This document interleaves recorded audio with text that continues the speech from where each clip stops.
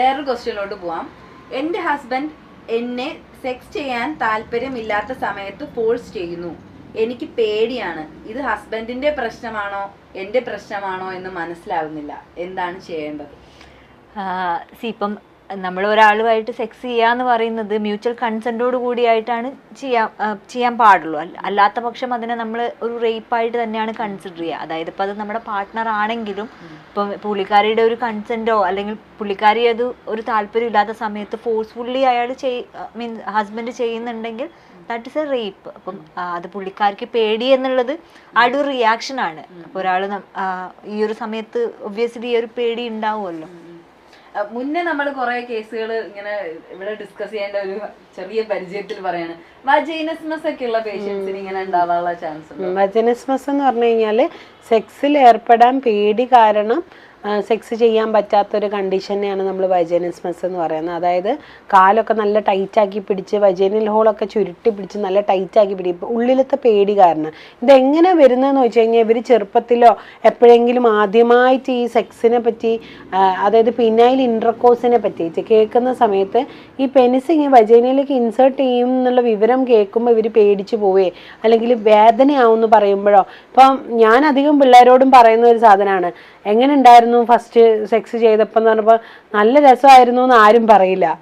എല്ലാവരും പറയാം നല്ല പേടി ഉണ്ടായിരുന്നു. എല്ലാവരും അതിനെങ്ങനെ മോശമായ രീതിയിലേക്ക് ഞാനൊന്നും സുഖിച്ചിട്ടില്ല എന്നുള്ള പോലെ പെൺകുട്ടികളായാൽ പോലും സുഹൃത്തുക്കളായാൽ പോലും പറയുള്ളൂ. അപ്പോൾ ഇത് കേൾക്കുമ്പോൾ നല്ല പേടിയായിരുന്നു, നല്ല വേദനയായിരുന്നു, ബ്ലഡ് വന്നു എന്നൊക്കെ കേൾക്കുമ്പോഴേ ഈ പെൺപിള്ളേർ ഇപ്പം നമ്മൾ മനസ്സിലാക്കാം നമ്മുടെ ഈ മൂക്കിൻ്റെ ദ്വാരത്തിൽ കൂടെ പെനിസ് പോലത്തെ ഒരു സാധനം ഇൻസേർട്ട് ചെയ്യുന്നു ഫസ്റ്റ് നൈറ്റിൽ അറിഞ്ഞാൽ എങ്ങനെ ഉണ്ടാവും?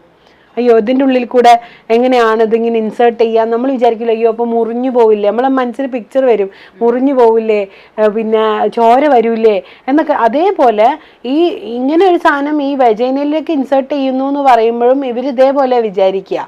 ഒരു ഭയങ്കരമായൊരു പേടി അവിടെ വരും. ഇതിനെ കൊണ്ട് അറിയാഞ്ഞിട്ടാണ്, ഒരു സെക്ഷൽ എഡ്യൂക്കേഷൻ ഈ കുട്ടികൾക്ക് ആദ്യം ഇല്ലാത്തതിനെ കൊണ്ടിട്ടാണ്. അപ്പം തെറാപ്പിക്ക് വന്നു കഴിഞ്ഞാൽ പോലും കാലുകൾ അകറ്റി വെക്കാൻ പോലും ഇവർക്ക് പറ്റില്ല, ഭയങ്കര ശക്തിയായിരിക്കും. മെലിഞ്ഞ കുട്ടികളാണെന്നുണ്ടെങ്കിൽ പോലും ഭയങ്കര ശക്തിയിൽ കാലുകൾ കൂട്ടിപ്പിടിക്കുക. അപ്പോൾ റീസെൻ്റ്ലി വന്ന ഒരുപാട് കേസുകളിൽ ഭയങ്കരമായി പേടിച്ചു പോയിട്ട് ഹസ്ബൻഡിനെ തെറിയൊക്കെ വിളിച്ച് പുറത്തിറങ്ങി അമ്മായിയമ്മ ചോദിച്ചപ്പോൾ നിൻ്റെ മകന് ഭ്രാന്താന്നൊക്കെ പറഞ്ഞ് ഇറങ്ങിപ്പോയൊക്കെ പോലത്തെ ആ സമയത്ത് ചവിട്ടുക അല്ലെങ്കിൽ ഉപദ്രവിക്കുക, കടിക്കുക, റേപ്പൊക്കെ ചെയ്യാൻ വരുന്ന പോലെ ഭയങ്കരമായൊരു പേടിയാണ് ഈ സമയത്ത് ഇവർക്ക് ഉണ്ടാവുക.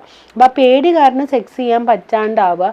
എത്രയോ വർഷങ്ങളോളം സെക്സ് ചെയ്യാൻ പറ്റാണ്ട് ഞാൻ 25 years ആയ കപ്പിളിനെ വരെ കണ്ടിട്ടുണ്ട് കല്യാണം കഴിഞ്ഞിട്ട് സെക്സ് ചെയ്യാതെ ആരോടും പറയാതെ ഇതെന്താണെന്ന് അറിയാതെ കൊണ്ട് നടന്നിട്ട് പിന്നീട് എന്തോ ഒരു അവസരത്തിൽ ഇത് ഇങ്ങനൊരു അസുഖത്തിനെ പറ്റിയിട്ട് ഇവർ ഗൂഗിൾ ചെയ്ത് നോക്കിയപ്പം ഫിയർ ഫോർ ഇൻ്റർകോഴ്സ് എന്നൊക്കെ അടിച്ച് നോക്കിയപ്പോൾ വജൈനസ്മസ് എന്ന ഡീറ്റെയിൽസ് ഒക്കെ വന്ന് അങ്ങനെ ക്ലിനിക്കൊക്കെ നോക്കി കണ്ടുപിടിച്ച് വരുന്ന ഒരുപാട് ആൾക്കാരുണ്ട്. അപ്പം ഇതൊരു വല്ലാത്തൊരു കണ്ടീഷനാണ്. ഇത് ചില ആൾക്കാർക്ക് അത് കേട്ട് കഴിഞ്ഞ് കഴിഞ്ഞാൽ ഇങ്ങനത്തെയൊക്കെ സുഖമുണ്ടോ, ആ പേടിയൊക്കെ ഇപ്പം എല്ലാവർക്കും ഉണ്ടാവില്ലേ എന്നൊക്കെ പറയും. ഇത് അങ്ങനത്തെ ഒരു പേടിയല്ല, ഇത് ഭയങ്കരമായിട്ടുള്ളൊരു പേടിയാണ്. തീരെ നമുക്കൊരിക്കലും കൺട്രോൾ ചെയ്യാൻ പറ്റാത്തൊരു തരം നമ്മളൊരു 10ാം നിലയിൽ നിന്ന് താഴേക്കിടാൻ നോക്കുന്നതിനേക്കാളിലും ആ ഒരു സമയത്ത് നമ്മൾ പോയിന്റിൽ നിൽക്കുന്നതിനേക്കാളും കൂടുതൽ പേടിയാണ്. പലരും കരയൊക്കെ ചെയ്യും.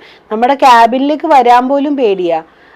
ചില വജൈനസ്മസ് പേഷ്യൻസ് വന്നു കഴിഞ്ഞാൽ നമ്മളൊന്നും ചെയ്യൂല പേടിക്കണ്ട എന്നൊക്കെ പറഞ്ഞിരുത്തി അതേപോലെ അസുഖം ഉണ്ടായിട്ടുള്ള ആരെങ്കിലുമൊക്കെ പരിചയപ്പെടുത്തി മാറിയ ഏതെങ്കിലും കേസുള്ള ആൾക്കാരെയൊക്കെ വിളിച്ച് പരിചയപ്പെടുത്തി ഇങ്ങനെയൊക്കെയാണ് തെറാപ്പി ചെയ്യുക എന്നൊക്കെ പറഞ്ഞ് ഈ പേടി മാറ്റിയും കാലിൻ്റെയും ഊരഭാഗത്തിൻ്റെയും ടൈറ്റ്നെസ് കുറയ്ക്കാൻ വേണ്ടിയിട്ടുള്ള തെറാപ്പികൾ ചെയ്യുക വജൈനസ്മസിൽ.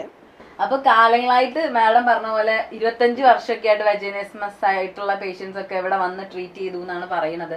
അപ്പൊ ഇങ്ങനെയൊക്കെ സ്ട്രഗിൾ ചെയ്യുന്ന ആരെങ്കിലും ഒക്കെ ഉണ്ടെങ്കിൽ അതിനാണ് ഇവരെ പോലെയുള്ള സൈക്കോളജിസ്റ്റുകളൊക്കെ നമ്മുടെ ഹെൽപ്പിനായിട്ട് ഇവിടെ ഉള്ളതും നമ്മൾ ഈ പ്രോബ്ലം സോൾവ് പോലുള്ള നിങ്ങളുടെ പ്രോബ്ലംസ് സോൾവ് ചെയ്യാനുള്ള പരിപാടികളൊക്കെ ഇവിടെ നടക്കുന്നതും.